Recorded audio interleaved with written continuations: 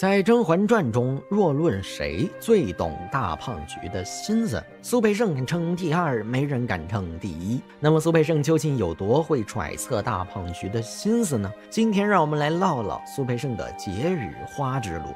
首先，苏培盛懂得大胖菊没有宣之于口的心里话。这天晚上，大胖菊从齐尔哈的寝宫败兴而归，摆驾回养心殿的路上，苏培盛叫停了轿辇，向大胖菊确认接下来的行程。停！皇上，咱们是回养心殿呢，还是去翊坤宫啊？要说咱们大胖菊也是一个老傲娇，苏培盛的这一句问话就如同石沉大海，没有得到大胖菊的半点回应。只见大胖菊低垂着眼睛，一动不动的，仿佛是入了定。而苏培盛不愧为后宫中最会揣测大胖菊心思的人，即使大胖菊一句话都没有说，甚至从表情上也看不出任何情绪，苏培盛却仍然能够准确猜出大胖菊此时最想去的地方和最想见的人。只见苏培盛沉默了几秒，便直接吩咐轿夫去碎玉轩。不得不说，苏培盛的这番操作真是令人叹为观止。大胖菊的无声在苏培盛面前才能更胜有声，而且有时苏培盛比大胖菊自己还要了解大胖菊。为什么这么说呢？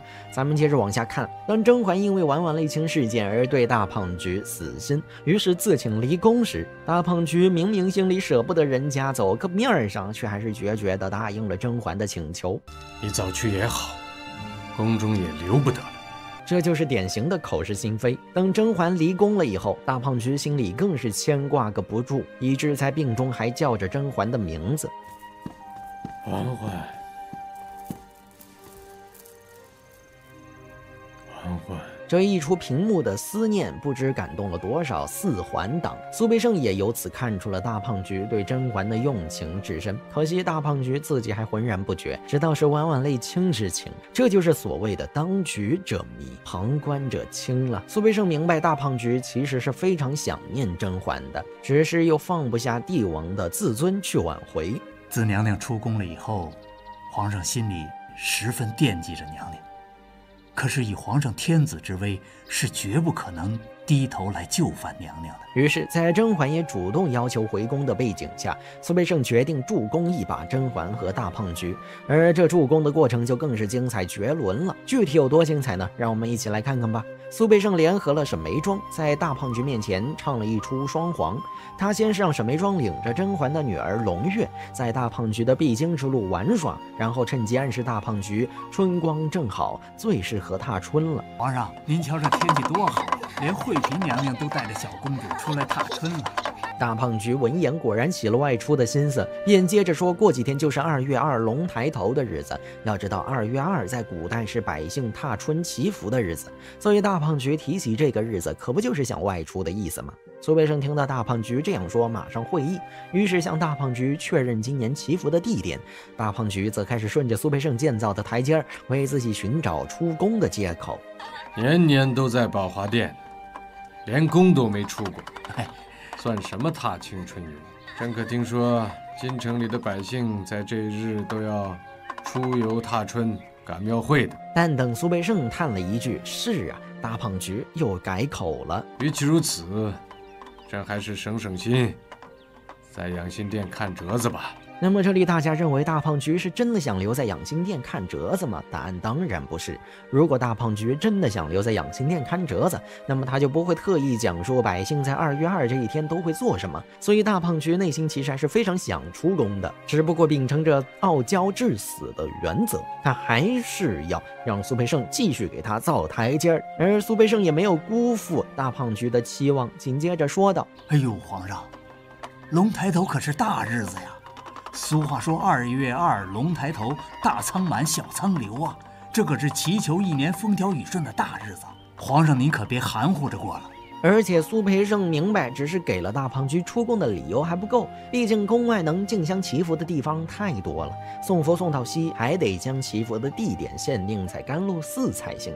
于是苏培盛又细细地讲述了一番花神庙的拥挤与嘈杂。这一天，民间的百姓最爱去拜花神迎春了。可要数花神庙里边最热闹，哎呦，那人山人海啊！去年奴才还被挤得满身是汗，脚趾头都差点没踩烂了。皇上可是想去那儿。果然，大胖菊二话没说就 pass 掉了花神庙这个选项，这就给了苏培盛一个创造新选项的机会。奴才是想，要是把踏青游春和祈福敬香搁到一块儿，倒是有个地方最合适。这时，沈眉庄也开始了她的表演。臣妾倒是记得小时候去凌云峰赏春，风景秀美，再去甘露寺烧香祈福，一日时间倒也是正好。要说最贴心，也不过是苏培盛这样了。苏培盛知道大胖菊怕被人说去甘露寺就是想见甄嬛，于是又给大胖菊提供了一个冠冕堂皇的理由。奴才知道甘露寺有皇上不想见的人，反正咱们只是到那儿去敬香嘛，又不见他。再加上如今出宫，正好可以为太后的病情祈福，更显得诚意些。要是时辰早，奴才再陪皇上去凌云峰踏春去。至此，大胖菊终于能够理直气壮地决定去甘露寺敬香祈福。不得不说，这场关于敬香祈福的交谈真的是一场拉锯战。得亏是苏培盛换了别的小太监，估计大胖菊真的就要不开心地留在养心殿里批阅奏折了。这也再次体现了苏培盛揣测大胖菊心思的功力之强。最后，苏培盛揣测圣心的本事，往往还能够力挽狂澜。看过《甄嬛传》的观众都知道，大胖菊非常喜欢玉娆，即使亲眼看见玉娆和圣贝勒交好，又遭到玉娆高情商拒绝，大胖菊的内心也还是不愿意就此放弃玉娆的，可又不方便强人所难，于是大胖菊心里这个苦啊！又因为大胖菊身边除了苏培盛再也没有可以倾诉这件事的人，所以大胖菊便问起了苏培盛对于这件事的看法。苏培盛，皇上，朕看上一个女子，想要纳她为妃，她却不肯，你怎么看？让我们一起来看看苏培盛是怎样回答的。皇上，奴才不知道这个女子是何人，但奴才觉得，再好的女子，也比不上纯元皇后啊。奴才是觉得，皇上喜欢谁都不要紧，能替纯元皇后伺候皇上高兴，那才是他的福气呢。苏培盛的这番回答可以说是相当巧妙，他抓住了大胖菊给自己立的深情人设这一点，劝说大胖菊替身没了可以再找，如果这个替身不能替正主让大胖菊高兴，那么就是个失败的替身，不要也罢。而苏培盛这段话显然说到了大胖菊的心坎上，于是大胖菊感叹了一句：“你呀，看东西太多。”可以说，从这一刻开始，大胖菊才真正决定放弃玉娆。如果不是苏培盛的这番话，玉娆和圣贝勒还真未必能够成双成对。而苏培盛之所以能够在玉娆这事儿上力挽狂澜，也全要归因于他对大胖菊心思的了解之深。如果苏培盛不懂得大胖菊的心思，那么说再多的话也说不到点子上。不得不说，如果后宫嫔妃能像苏培盛一样这么会揣测大胖菊的内心，何愁不能在后宫中青云直上？看过《甄嬛传》的观众都知道，每个在宫里活得长久的人心里都有一本保命经，上面记载着各种后宫生存法则，其中有一条就是要记住那些不能得罪的大佬，而苏培盛就是其中之一。为什么这么说呢？今天让我们来看一看这些得罪苏培盛的嫔妃下场有多惨。第一个人得罪苏培盛的嫔妃是妙音娘子于莺儿。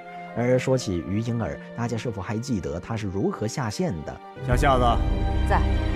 之前师傅让你忍，这会儿别忍了。不要啊！不要啊！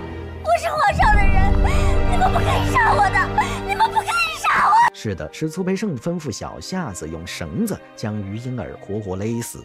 这等死法不可谓不恐怖，而看过《甄嬛传》的观众也都知道，本来大胖菊的宗旨是让于莺儿自尽，那么苏培盛为何要让自己的徒弟小夏子勒死他呢？其实追溯起缘由，还是得怪于莺儿自己，得罪谁不好，偏偏得罪苏培盛。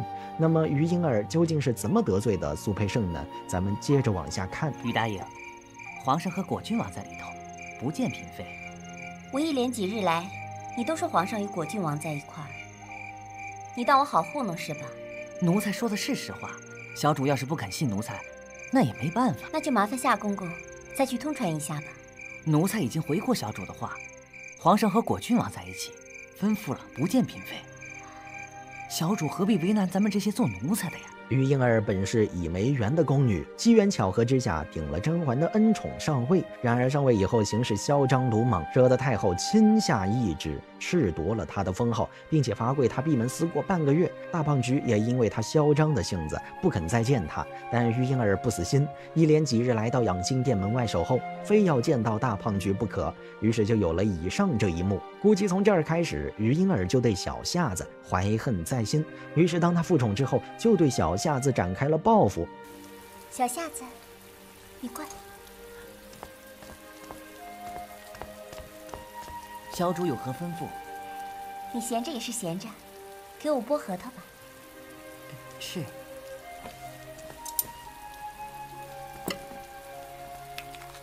用手剥。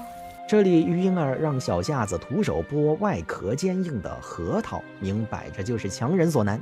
于是小夏子赶紧求饶：惠禀小主，这核桃太硬，奴才怕手烂了也剥不完呐。但于莺儿可没那么好心肠，小夏子的求饶在他这儿完全不管用。只见他神色烟坏的继续逼迫小夏子：想耍懒骨头了？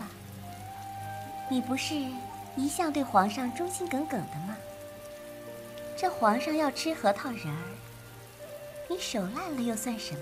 于是小夏子没办法，只能硬着头皮徒手剥了。而于莺儿看见小夏子剥得满手鲜血，反倒在旁边露出了一副得意满足的样子。小夏子的倒霉远不止于此，剥得满手鲜血不算，还因为专注于剥核桃，以至于忘了叫大胖菊起床，从而招来大胖菊的斥责与惩罚。糊涂！为何不早点叫阵？皇上，你一向都这个时辰才睡醒。张嘴！就在这时，苏培盛进来了，看见小夏子在扇自己耳光，又见其一手鲜血，于是苏培盛立马就明白了是怎么回事。而苏培盛身为小夏子的师傅，哪有师傅不心疼徒弟的？于是苏培盛便以责怪之名向大胖菊说明了小夏子犯错的理由。你这个糊涂东西，净顾着给皇上剥核桃了，连请皇上起身的时辰都给忘了啊！瞧你这一手的血，一会儿怎么当差事啊？大胖菊闻言，果真再没有继续责罚小夏子，但于莺儿和苏培盛的梁子算是结下了。不把咱们太监当人，这会儿还不是落在太监的手里？所以苏培盛在处理于莺儿的时候才会那么的狠辣决绝。即使他不肯自尽，苏培盛也不会让他拖延到大胖菊回宫，以免夜长梦多。其实通过于莺儿的例子，我们就能看出来，苏培盛非常的护犊子。如果谁要是伤害苏培盛的亲近之人，就相当于得罪了苏培盛。但偏偏有人总是想不到这一层，比如瓜六和安小鸟。瓜六曾在滴血验亲一案中提出要重刑拷打锦溪。皇上、皇后娘娘，为今之计，唯有重刑拷打锦溪浣碧，再不然也只得委屈熹贵妃和温太医了。人是见皮见肉，不用刑如何肯招？若真能把慎刑司72道刑罚一一受遍还不改口，那就有几分可信了。这里大家有没有注意到，瓜六提出这个建议时，一旁的苏培盛是什么表情？只见苏培盛一脸的焦急与担忧，生怕大胖菊真的听信瓜六的糟心主意，而把锦溪送进慎刑司拷打。于是等瓜六话一说完，苏培盛就赶紧向大胖菊说明这个主意可不行。真要把慎刑司72道刑罚都受遍了，不死也成了残废了，即便是还人清白，又有何用呢？然而锦溪却是个舍身为主的忠心人，他主动站出来称自己愿意受刑，以证甄嬛之清白。但锦溪这样说也就算了，毕竟他是急于维护甄嬛，情有可原。可安小鸟却在旁边煽风点火。莲蓉知道姐姐心疼浣碧和锦溪，只是倘若他们不受刑的话，只怕姐姐也为难。纵使心疼，也只能先忍一忍。此言一出，当时就换来了甄嬛的一记眼刀。这里虽然看不见苏培盛听见安小鸟这话时的表情，但想来苏培盛心中的愤怒肯定比甄嬛少不了。因为锦溪是苏培盛的妻子，苏培盛爱她敬她，怎么会舍得锦溪受这样的苦楚？所以瓜六和安小鸟在滴血验亲一案中的表现，算是将苏培盛得罪透了。而苏培盛也是个有仇必报的性子，瓜六岛台被打入冷宫以后，因担心自己的家人，于是从冷宫里偷跑出来，跪在养心殿外求大胖菊饶恕他的家人。而大胖菊听到瓜六跪在外面叫嚷，感到心中不快，于是便派苏培盛去打发走了他。你去告诉瓜尔佳氏，朕念他入宫侍奉多年，只废他为庶人，不会赐死，让他回去吧。这里大胖菊仍然顾念旧情，没有处死瓜六，但瓜六却不肯走，依旧跪在外面，且嘴里不干不净。这下就给苏培盛逮到了报仇的机会了。只见苏培盛叫来2个侍卫，将瓜六拖到墙根，乱棍打死。我说你们几个还干看着干嘛？还不赶快处理掉！风雨如晦，棍棒拳脚严相逼。于是瓜六的呼痛声一声小似一声，最后瓜六的生命在这滂沱大雨中画上了悲惨的句号。而在瓜六挨打的时候，苏培盛还看着他的方向对外吐了一口唾沫。不得不说，苏培盛对瓜六的厌恶之情真是溢于言表。而相比处理瓜六时的残暴直接，苏培盛对安小鸟的报复方式就要显得婉转诛心许多了。当大胖菊给安小鸟选封号时，甄嬛向大胖菊建议了一个梨字，用来嘲讽安小鸟。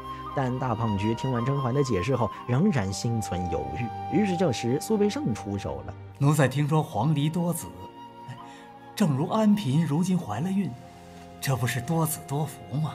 而苏培盛不愧为最会揣测大胖菊心思的妙人，他这番解释恰好解释到了大胖菊的心坎上。于是大胖菊听完苏培盛的解释后，立马同意了这个带有侮辱意味的封号。至此，要是观众以为苏培盛的操作已经结束了，那也太小瞧苏培盛的诛心功夫了。只见苏培盛满脸笑意地从养心殿出去了后，又吩咐徒弟小夏子去准备50只黄鹂鸟，用来给安小鸟道喜。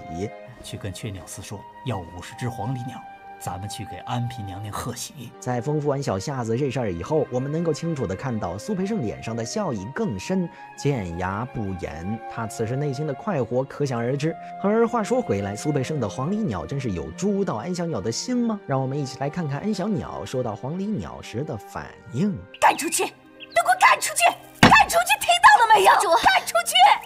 我不想听。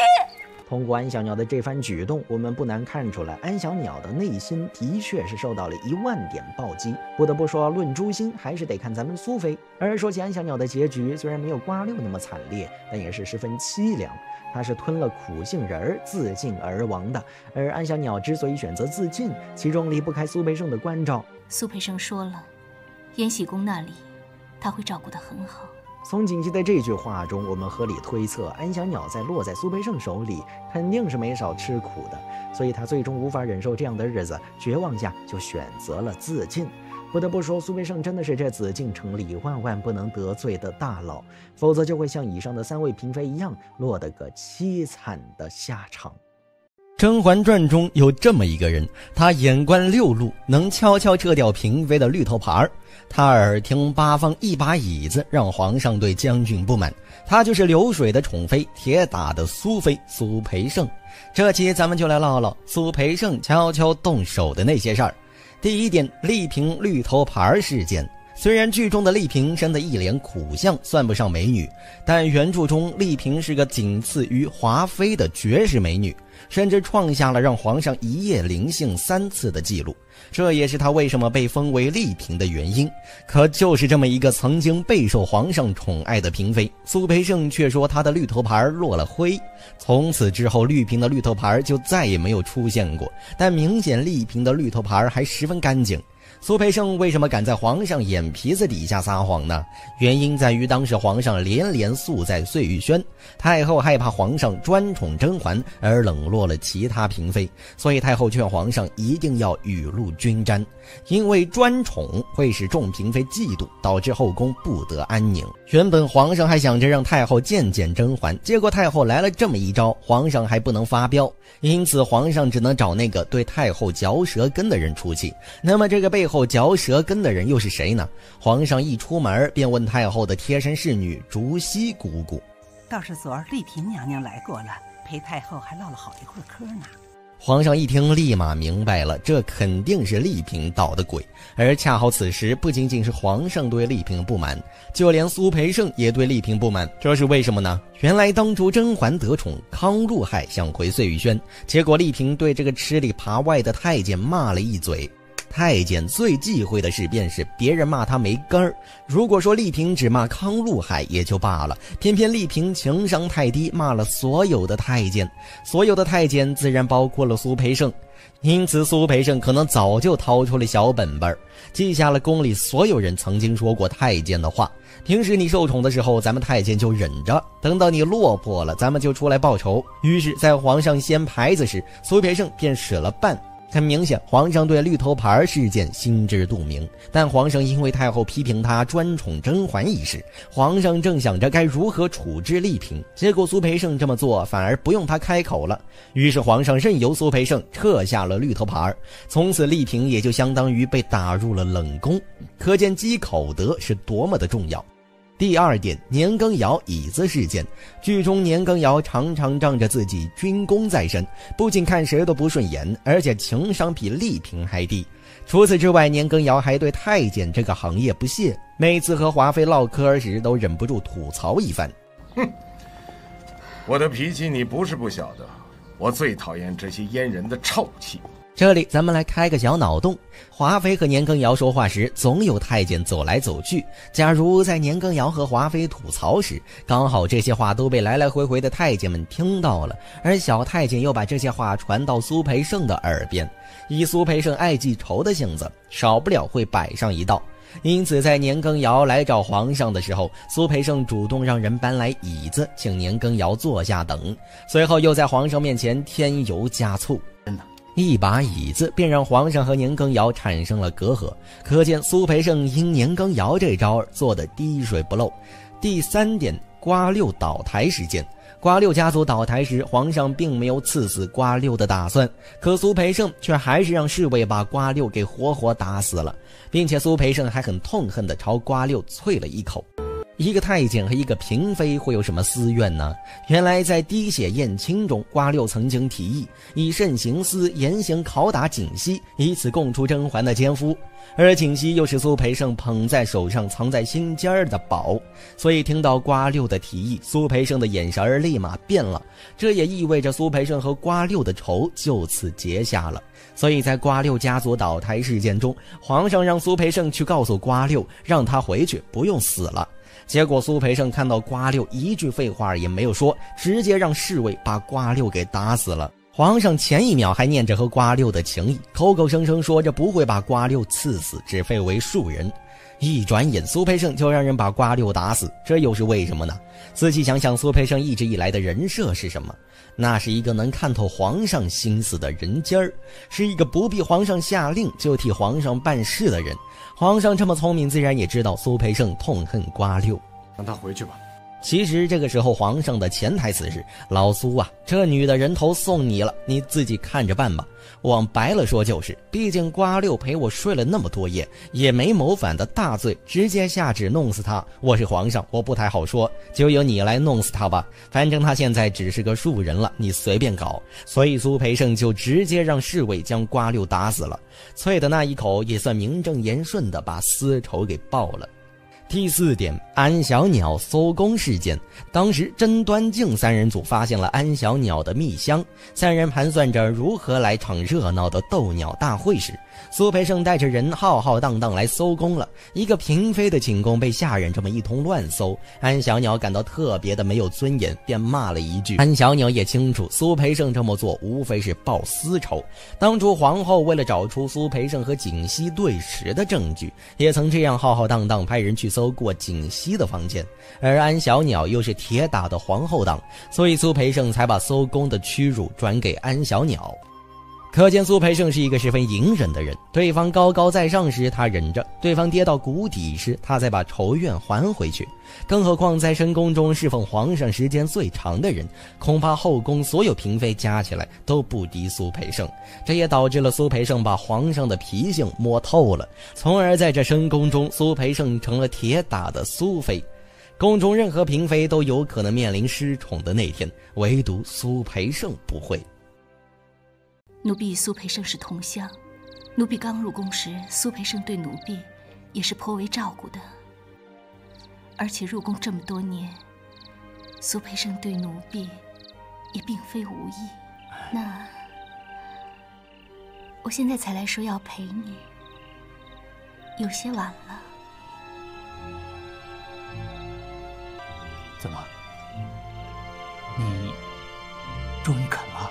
在《甄嬛传》中，苏培盛对槿汐可谓是情根深重，但为何甄嬛失宠时，苏培盛不帮扶甄嬛一把呢？要知道，丫鬟的荣辱跟主子的命运息息相关。甄嬛失宠，槿汐的日子也不好过，所以苏培盛为何不帮呢？今天让我们来唠唠其中的缘由。首先，不是苏培盛不想帮，而是他真的心有余而力不足。虽然苏培盛很擅长揣度四大爷的心思，也算是四大爷跟前的红人，人送外号苏菲，但奴才就是奴才，在四大爷的绝对权威面前，苏培盛的力量还是渺小的。比如四大爷因为敦亲王的事大发雷霆时，苏培盛别说平息四大爷的怒火，就连养心殿的门他都进不去，反而要求助于甄嬛。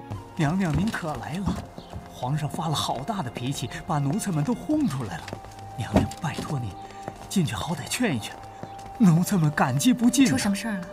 再比如太后病重，苏培盛好心劝说四大爷去看望太后。皇上，你有些日子没去看太后了，也说不准。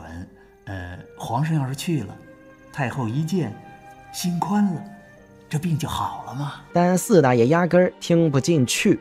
太后的病是因朕而起，太后恨朕都说不准，朕去了能干什么？别说了，摆驾延禧宫，朕去看看安平。所以苏培盛的话并不是任何时候都管用的。再者，甄嬛离宫前的3次失宠都发生在很微妙的时机，苏培盛根本说不上话。甄嬛第1次失宠是因为沈眉庄假孕争宠，惹怒了四大爷。贵人审视，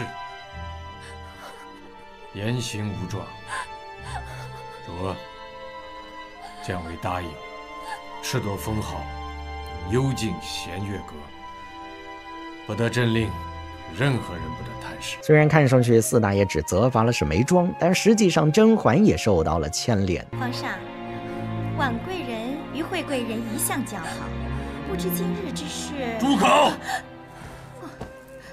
甄嬛平日里与沈眉庄情同姐妹，要说沈眉庄假孕争宠，甄嬛毫不知情，四大爷是不相信的。但那时她和甄嬛正处在热恋期，也做不到因为这事儿怪罪甄嬛，所以齐二哈话都没有说完，四大爷就暴怒的喝止了。然而不怪罪并不意味着不怀疑，四大爷终究是对甄嬛起了疑心，因此惩罚完沈眉庄以后，四大爷就开始冷落甄嬛。甄嬛几次求见，四大爷都将他拒之门外。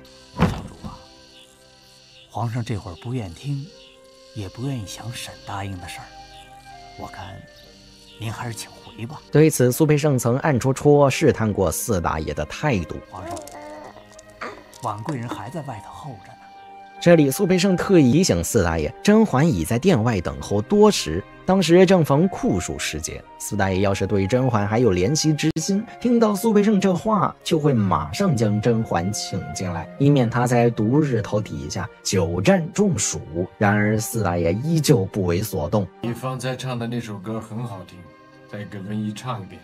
苏培盛见状，瞬间明白四大爷还在因为沈眉庄的事儿怀疑甄嬛。这样一来，苏培盛就算替甄嬛讲好话也是徒劳，关键还是要四大爷自己打消疑心。于是苏培盛什么也没说，就告退出去了。如果说甄嬛第1次失宠是受沈眉庄牵连，那么第2次失宠就完全是她自身的原因。那时甄嬛怀有身孕，被华妃罚跪了半个时辰，结果导致小产。然而四大爷却没有重责华妃，这让甄嬛对四大爷感到万分心寒。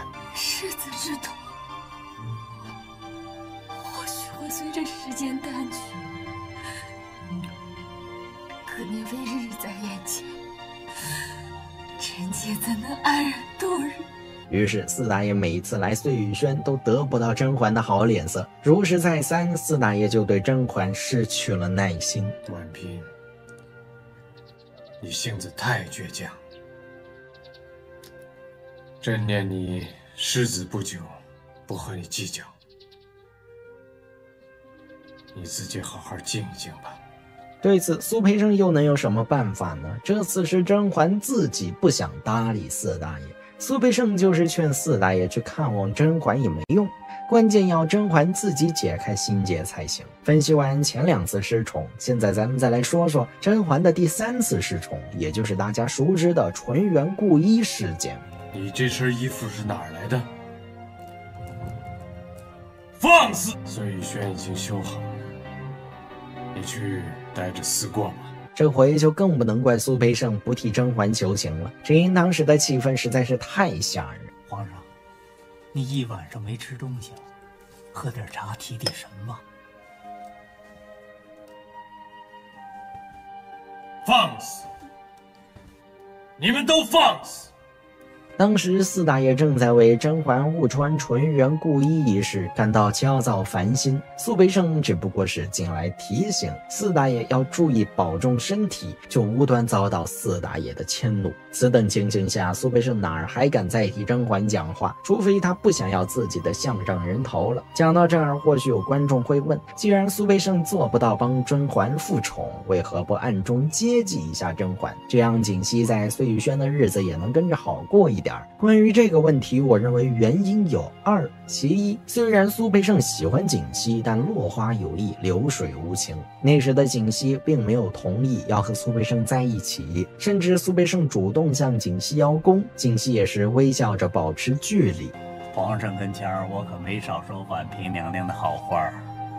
得了吧，只要能讨皇上的好，你都帮。